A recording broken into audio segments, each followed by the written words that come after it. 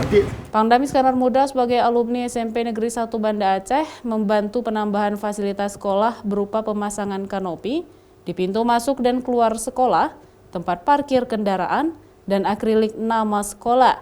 Fasilitas tersebut semakin membuat nyaman warga sekolah SMP Negeri 1 Banda Aceh. Pangdam menyebut bantuan fasilitas pendukung bagi SMP 1 itu merupakan kontribusi alumni bagi alma maternya. Pembangunan kanopi ini menurut Pangdam salah satunya membantu warga sekolah, terutama waktu cuaca hujan saat pengantaran dan penjemputan. sangat butuhkan kanopi karena saat hujan akan berdampak macet di depan. Mengingat mobil-mobil akan drop off-nya masuk ke dalam.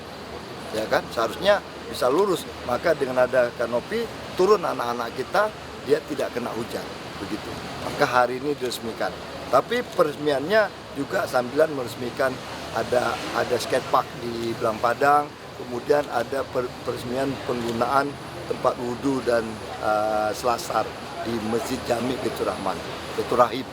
Biayanya itu kita tekan sedemikian rupa, ya sekitar hampir 200-an juta karena kita menggunakan tukang dari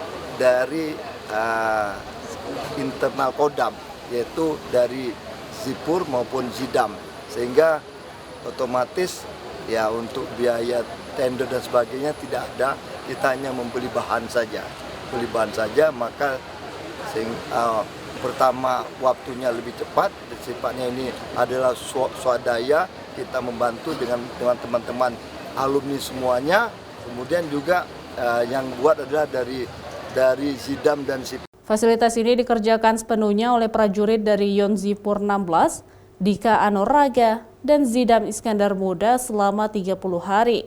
Sebelumnya, Pangdam juga merehabilitasi tempat wudhu, selasar masjid, dan pemasangan raling selasar luar Masjid Jami Baitur Rahim Ulele Banda Aceh, serta pembangunan wahana skatepark di Belang Padang, Banda Aceh. Mustajab, Kompas TV, Banda Aceh.